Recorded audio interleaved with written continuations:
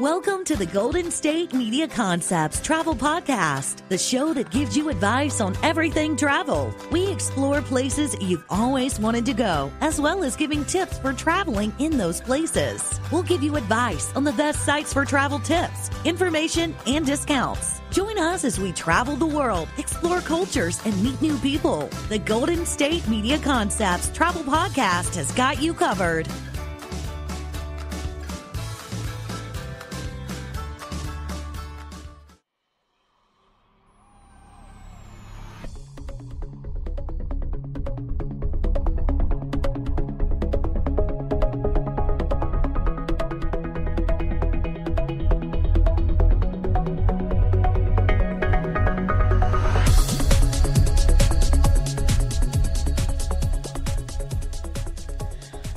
Welcome. You are listening to the GSMC Travel Podcast on the GSMC Podcast Network. I'm your host, Stacy. And I am your co-host, Sarah. Stacy, how are you today? I'm good. How are you? I'm good. We're talking about travel, which is always fun. We plan trips in our heads while we sit in the studio together. Right? I mean, and sometimes you gotta live in the fantasy world and then get out in the real world. Yes. Those have to go together. Yes. So today we are talking about Monteverde, Costa Rica. Okay. Our previous episodes were both in Italy, but now we've moved to a completely different continent. And we are talking... And hemisphere. Not hemisphere. Hemisphere? Sorry, I was like, wait, up and down, right and left. and different latitude, and different longitude, and different, climate, and all of that. Oh, Everything's pretty different, except for both languages are Romance languages. Yes. But other than that. Yeah. So anyways, Costa Rica is just in whole a very popular nature travel destination. It's somewhat near the equator, and it's got a lot of rainforest and very green. Mm-hmm. Monteverde, which is Spanish for Green Mountain, is actually one of the country's 7 wonders. Oh, okay. Even within Costa Rica itself. So it was voted one of the 7 by the actual people of Costa Rica. That's not like a random... So they have so many wonders that they voted on the top 7? Right? Or they just were like, you know what? There's all these 7 wonders of the world, and they're completely ignoring Costa Rica. How dare they? We're going to talk about our own 7 wonders. Okay. So this is not like an outside thing that, foreigners were like, hey, this is the best part of Costa Rica. Costa Ricans themselves were like, Monteverde, one of the 7 best places in our country. Nice. Okay. What are the others? So there's the Cocos Island, Arenal Volcano, Chiripo Mountain. I apologize if that pronunciation's not correct. Light Blue River, which doesn't it just sound so pretty? I hope it really is light blue. Right? I mean, me too. If you get there, it's like chocolatey brown colored. So like, this is just not right. Yes. Also the Tortuguera Canals in Tortuguera National Park, and the Poas Volcano. So you see lots of volcanoes and lots of nature. Costa Rica, all about that. And hey, nice segue last episode from Venice with the canals, and now canals in Costa Rica. Not that we're talking about them, but... we like segues, though. Yes. So anyways, Monteverde, again, Costa Rica nature, rainforest, actually has 97 inches of rain a year. Wow. I can't even imagine. I looked up where we live. It's like less than 20. Oh yeah. Well, I'm just like 90s. What? How do you not flood there?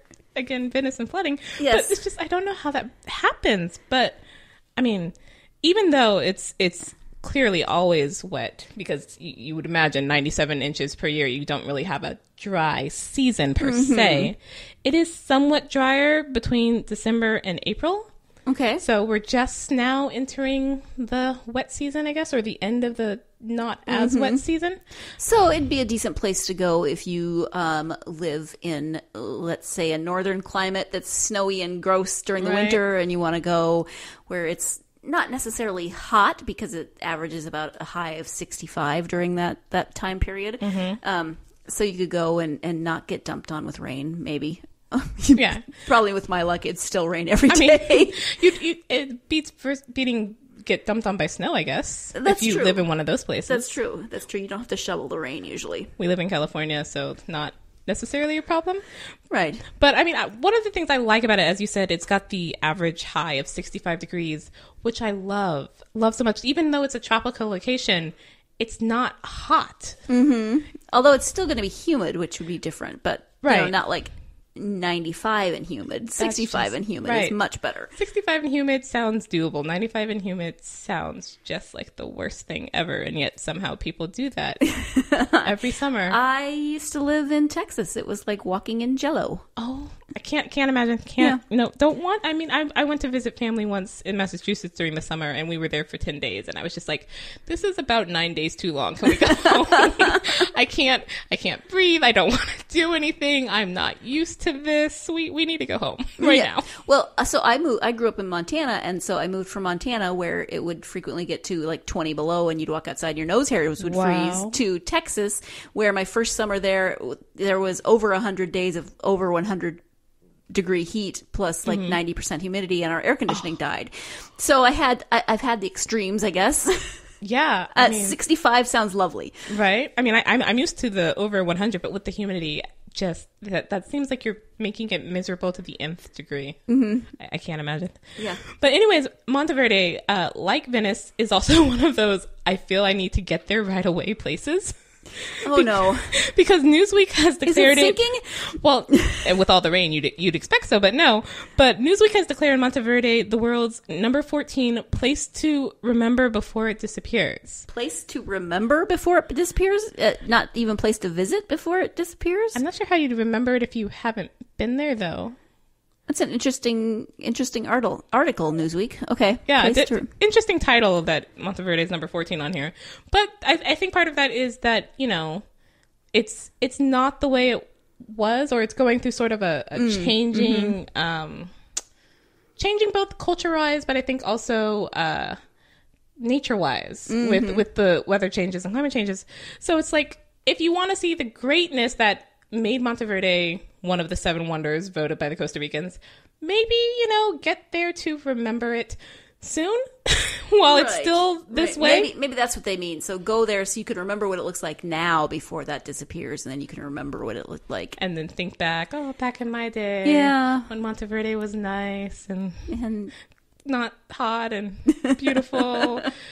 Beautiful rainforest that's not hot. And speaking of that, the rainforest and climate change and everything, I read an article recently that said by 2050 chocolate could no longer exist because the cacao trees need really specific temperatures, and as the overall temperature rises, it could be very possible that there won't be any cacao trees. And oh my gosh, by 2050. I'll still be around. I don't want to live in a world without chocolate. I feel this might be something like the UN needs to create a council for. Yeah. To save the cacao trees. Or science would probably progress to the point where we can... We're probably just going to grow chocolate in a lab. Right. Just put this little drop in water and then you have your own chocolate. Yes. Actually, I don't know that I would terribly mind that if it actually tasted good. Yeah. And could it be I would be a very happy woman if a Reese's peanut butter cup where it was nutritionally complete, but still tasted like a Reese's peanut butter cup. Or what was it in Willy Wonka where you had the whole meal in a gum thing? Yes. Do that in a candy bar. Yes, please. I would buy a year's supply of that. Absolutely. And it doesn't taste like cardboard? Mm-hmm. Okay, that has absolutely nothing to do with Costa Rica, but... Actually... Yes. It does. We will be talking about chocolate a little later, but since we were talking about the rainforest and the lack of cacao trees, one of the places that I would really want to visit in Monteverde is actually the Cloud Forest Reserve. Okay. So a cloud forest, which the first time I heard this, I was like, it sounds like something in Avatar. Or Star Wars, because they have Cloud City. Right. It sounds... something not real in a movie that's not on this planet. Yeah. But the cloud forest does actually exist. It's forest where it seems to have clouds because the fog sort of clings to the trees. Mm-hmm. So, and I think that can only really happen in places that are both wet but not hot. Because you imagine the more warmer places would sort of burn off that cloud cover. Right. Possibly. Yeah, so kind of a fog situation-ish, but clouds. Yeah. And so, this again sounds not real. There's only 1% of the world's forest can actually be defined as cloud forest, which is probably why I'd never heard of it, because I was just like, that's not a real thing. They just made that up. You're just calling it that. That's not. There's no such thing as a cloud forest. Okay, so is this weird that I would then want to go ziplining through the cloud forest so that I could like zing through the little mist and try and collect it? Yes, that's not at all weird. No. Maybe with I'll take a pillowcase, right? Or well, I guess a net would not work. But I kind of want to take like just a cup and put it in the cup and see what that tastes like. But anyways, we're going to take a short break. But when we get back, we will be talking about ziplining and chocolate and more about the Cloud Forest Reserve. So stay tuned. You're listening to the GSMC Travel Podcast.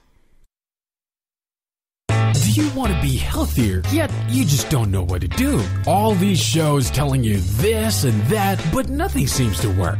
Well, listen close. Golden State Media Concepts has got something great for you.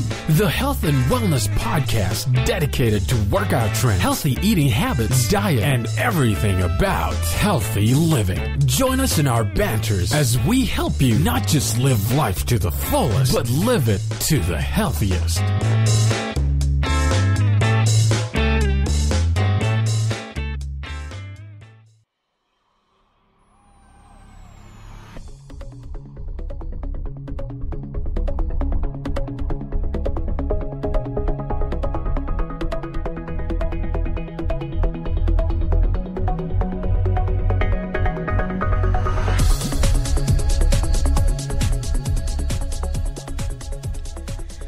Welcome back. You're listening to the GSMC Travel Podcast, and today we are talking about Monteverde, Costa Rica.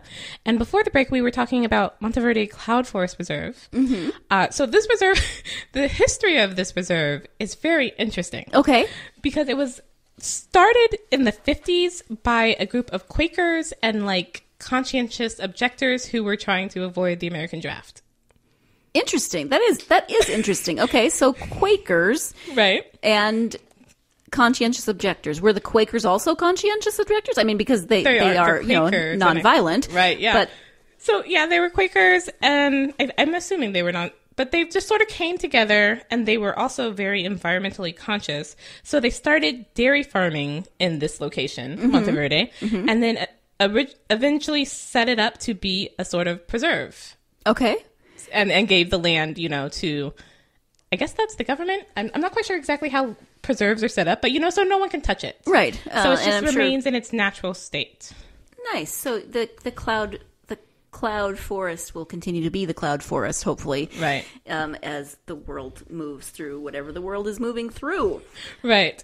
So earlier you had talked about ziplining through the cloud forest. Yes. Which is actually a thing you can do. Oh, cool. And what With or without a cup or a pillowcase. Or anything. I mean, open your mouth. Just open your mouth and zip line and see what the cloud. I have no idea why I want to taste clouds, but it feels like if you ever have the option to actually go through clouds where you could taste them, right? Why are you not taking advantage of that? I feel like you might be disappointed. Like you're going to expect there to be some kind of texture, and it's really just water. Yeah, it's just water.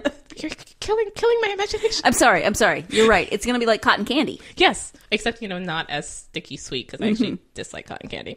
But anyways, there's actually a lot you can do in the cloud forest. So it has these really cool sort of, they're kind of like sky bridges. I want to call them sky bridges, but okay. Where they're high walkways, and they were actually originally created for like researchers and scientists so that they can get like a better view if there's possibly like new species or something in the So forest. These bridges, are they like all I can picture is like an Ewok village or something where they like connect the trees. Is that sort of how they're built? Or that's kind of what they look like too. Like they're up in the sky. Okay. I mean, so they're not just like hanging there, but they're sort of connected to the trees and built that way. Or at least to platforms, if not to the trees. Well, right. I didn't mean that they were actually, hopefully they weren't just nailing into the trees. But maybe if you want to go make your own Ewok village Cloud Forest Reserve, if you want to imagine yourself, I guess, in the Ewok village, I should say, since it's a reserve and you can't do anything with it. Right. But there's actually a number of things you can do in this Cloud Forest Reserve. So it's actually really popular for birders, okay. which I'm going to be perfectly honest, I never quite understood appeal of birding? It's like stamp collecting, only with live animals. You see what you can find and kind of keep your collection and mark it off your list. And, everybody has different hobbies. So. I mean, yeah, to each their own. Some people think reading is weird. How dare they? but what's very interesting is the Cloud Forest Reserve is like one of the only places you can actually find this resplendent quetzal. Mm-hmm. I'm not quite sure how to pronounce that. It's Quetzal. Okay. It looks like it's a very pretty bird. It's bright and colorful, and it kind of makes me think of like a parrot in the way parrots are sometimes, really bright and colorful, the sort of stereotypical parrot. But the top of its head is smaller and more, I want to say fluffy, and this that's probably not quite the word I mean. But like, it's not the smoothed down feathers. Right. So yeah, it has, I would say fluffy is okay because it has the different textured feathers on top of its head. Right. It almost like the head almost looks like a newborn baby bird that hasn't yet fully gotten all the silky feathers. Feathers are more like down than feathers. But it's a very interesting, this bird is very pretty, but also very shy. Mm-hmm. So it's considered like, almost a sign of good luck if you even see it on your tour through this reserve, but it's a popular draw, especially for birders, to try and see this bird. Right. Nice. I like it. What else can you do in the Cloud Forest besides ziplining and finding rare, shy birds? Well, I mean, and if you're not a height person, you don't have to go just through the ziplining or sky bridges. They do actually have, hiking tours on the ground. If you're not a height person, because some people aren't. My grandmother hates heights. I'm not a huge fan of heights myself, actually. It depends on where they are. Like on the sky bridge, sure. Bungee jumping, no way. So I have my limits also. Yeah. But Monteverde is actually a very interesting place because it's in the Cloud Forest and it's cool but also tropical. But it's also on the edge of this sort of like more savanna-y scrub area. So it's like you get to the Cloud Forest, but if you go a little farther, you start feeling like you're in like a Western, and there's actually sort of a cowboy culture, and you can do things like horse riding there. Oh, interesting. Okay. So when I think of places like this, and well, I often wonder what can kill me. So, like, do we have venomous snakes? Do we have poisonous frogs? What do we have going on? Any idea? No, there was no, like, warning of, beware of, strange monkeys stealing babies or anything. But there are, for some reason, again, this is like birding. It's just beyond my thought of why you'd want to do this. There are insect museums. Actually, there, if you want to see what are all the possible local insects, poisonous or not. Right. There's an insect museum for some reason. There's also butterfly gardens and a hummingbird garden. Oh. Which sounds like I want to go right now. Yes. I mean, I've been to a place in San Francisco that has a butterfly. I mean, it's very small, but the butterflies just come and land on you, and it's so cool. I don't know why that's so cool, but it really is. Because you just don't get that in your most everyday life, I guess. Yeah, not usually. And especially hummingbirds. Like, I've seen a hummingbird, I think maybe 3 times in my life, like with my own eyes and not just a video of them. And they're so pretty, but they're so fast, and then it's just gone. And I'm like, so wait, there's a place where like they're there constantly? See, I had that growing up. They come in the summer, and you put out the hummingbird feeder, and then you can watch them. Yeah, so that for me that's. I never. But they put are out very a hummingbird cool. Feeder, so maybe that's my fault. Maybe I should do that. Well, I don't know if they do. I don't know what their range is, where they live. Do they show up here in California? I don't know. They do in places, because I've seen them here, but I don't know either how popular they are where I live. So maybe even if I put a hummingbird feeder out, I would only attract like bees or something. Right. So I don't know. But you had mentioned earlier about coffee and chocolate. Yes. And the lack of chocolate. Yes. But in Monteverde, there is actually a coffee, chocolate, and sugar cane tour. Ooh. Which just is like 3 things. Is it a tasting tour? There is tasting involved. You also see how they're made, and you get to make them yourself. Oh, fun. And I'm just like... Because I know that coffee, what I've watched, because I like to watch a lot of like nature documentaries and weird things like that, or how it's made. And coffee does not look, of course, anything like what we get when we finally get it. Yeah. But no, yeah. So, like, I'm not even a big coffee drinker, but if you put chocolate and sugar in coffee, I am all for it. So I'm just like, is there a way I can like keep the things I'm supposed to be tasting and just at the end put them together? Would that be frowned upon if I like put it in my pocket to just make a mocha later? I don't know. But I'm just picturing you getting tackled by a Costa Rican security guard. You have to put that back.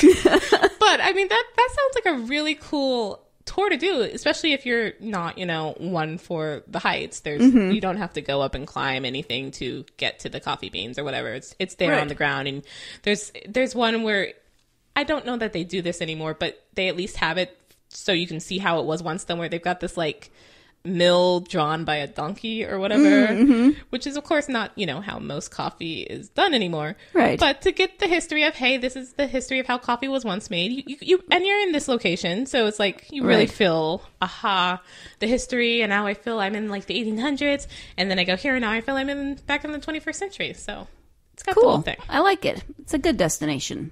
Yes. So anyways, we're going to take another short break. And when we come back, we will have our tip and sight for the day. Stay tuned. You're listening to the GSMC Travel Podcast. Tired of searching the vast jungle of podcasts? Now listen close and hear this out. There's a podcast network that covers just about everything that you've been searching. Hey! The Golden State Media Concepts Podcast Network is here. Nothing less than a podcast bliss with endless hours of podcast coverage. From news, sports, music, fashion, cooking, entertainment, fantasy, football, and so much more. So stop lurking around and go straight out to the Golden State Media Concepts Podcast Network. Guaranteed to fill that podcast itch. Whatever it may be. Visit us at www.gsmcpodcast.com. Follow us on Facebook and Twitter, and download us on iTunes, SoundCloud, and Google Play.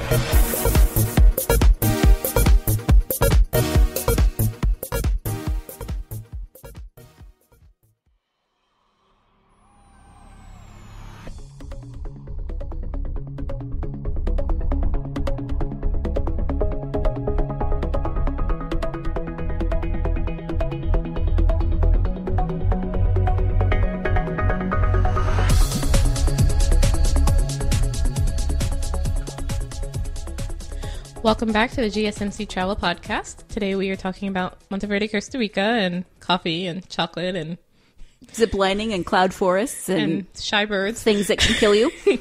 But interesting tip that I found today, and I actually kind of knew, but I also kind of forgot because it's not something I think a lot of people consider when they're planning a trip, is about alerting your bank or credit card company. I never remember to do that.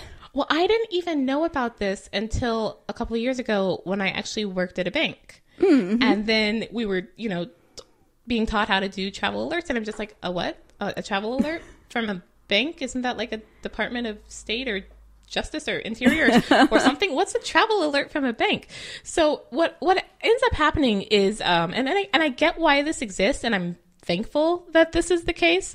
But if you're from, say, California, and so all of your purchases on your bank history or credit card history are in California, and then suddenly the company starts seeing purchases in, Costa Rica or wherever, to them, that comes off as, oh, this is fraud. Right. Someone has gotten your card or your card info and they're using it and this isn't you. And so we need to shut this down right away. Right. Yep.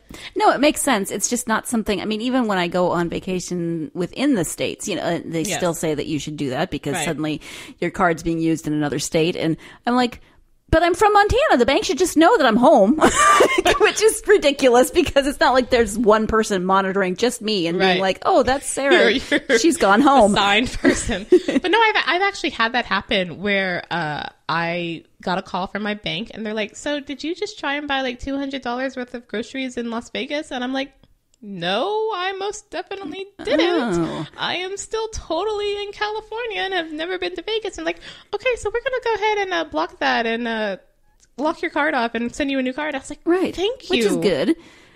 But on the other hand, it's like, if you forgot to do that and you're in a foreign country and you're trying to do something with because cards, they're simple. You don't have to carry a lot of cash with you. You could just use your card thing. And this is, the 21st century. So cards can actually be used for a lot of things. Yes. As and opposed you to don't have to worry about converting your money or, changing your money so that you have the proper right. I have to. You currency. won't take dollars. You only take whatever. Right. Yeah. Right. So I can get why cards would be like the preferred thing, but at the same time, if you're only using your card and you go to purchase whatever, and then they're like, no, we're going to block that because we don't think it's you. Yes.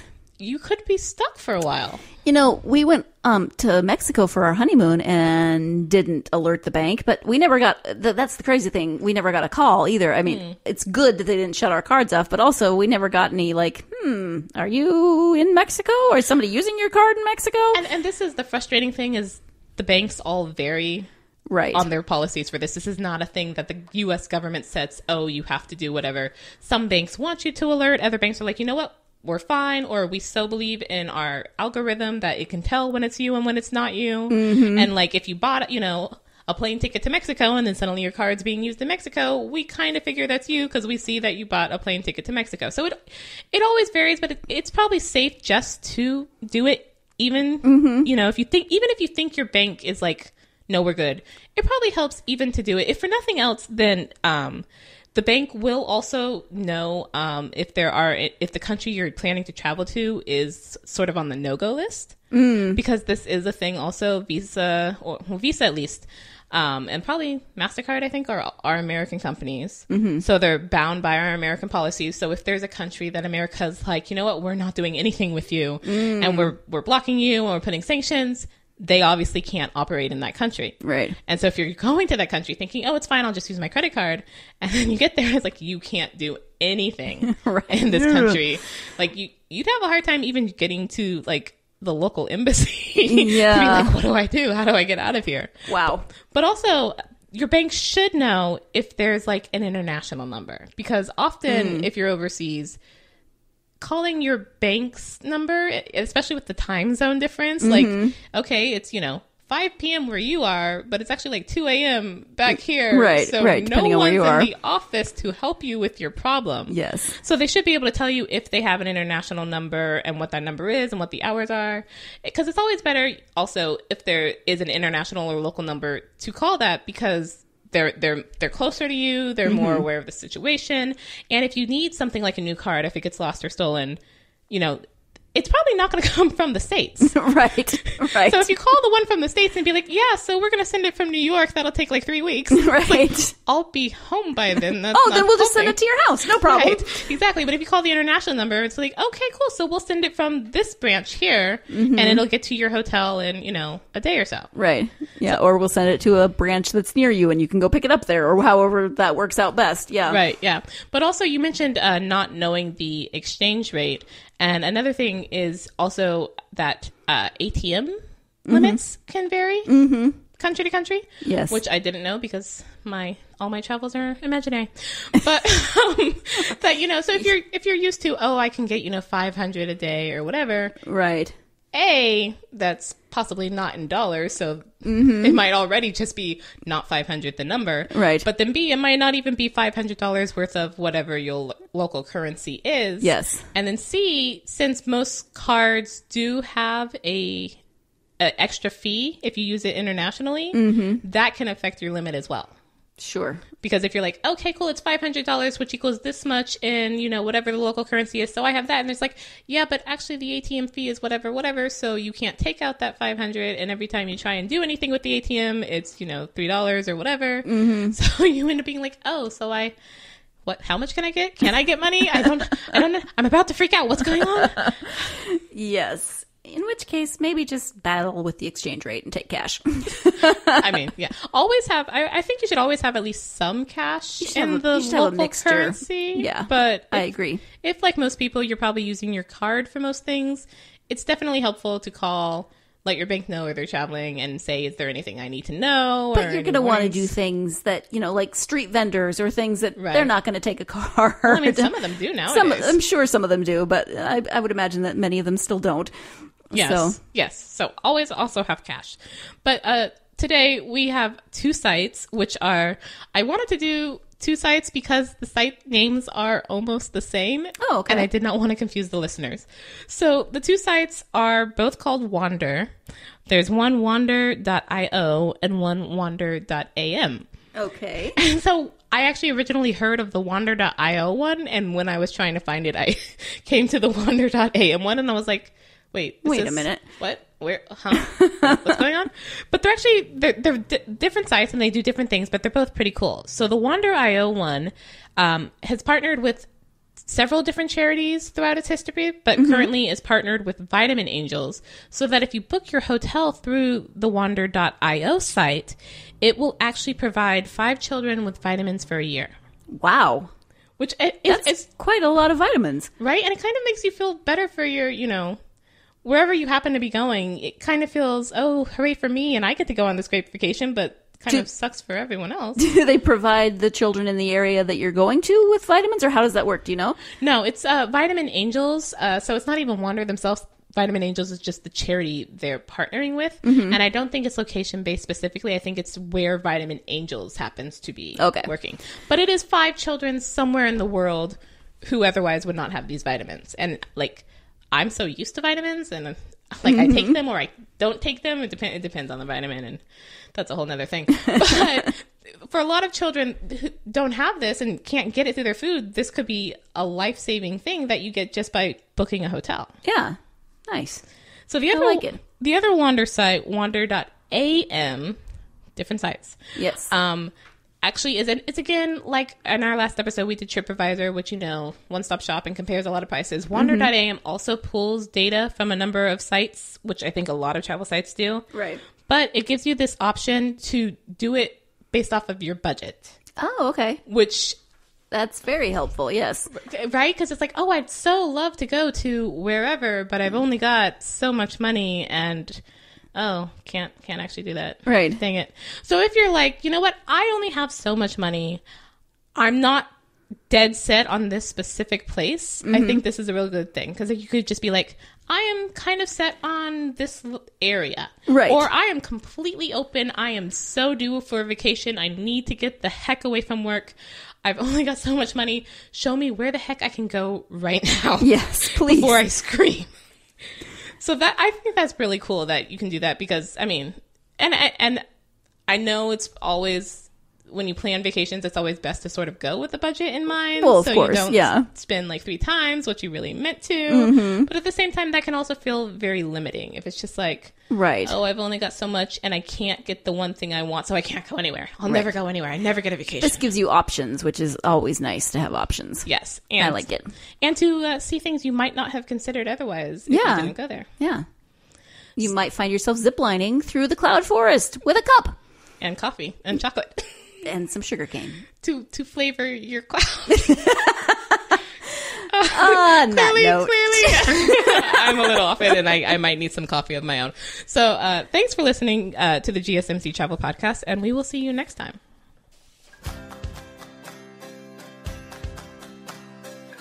You've been listening to the Golden State Media Concepts Travel Podcast, part of the GSMC Podcast Network. You can find this show and others like it at www.gsmcpodcast.com. Download our podcast on iTunes, Stitcher, SoundCloud, Google Play, or anywhere you find podcasts. Just type in GSMC to find all of our shows from the GSMC Podcast Network. From travel to health and wellness to entertainment and life and happiness to sex and relationships. You can also follow us on Twitter and Facebook. Thank you, and we hope you have enjoyed today's episode of the Golden State Media Concepts Travel Podcast.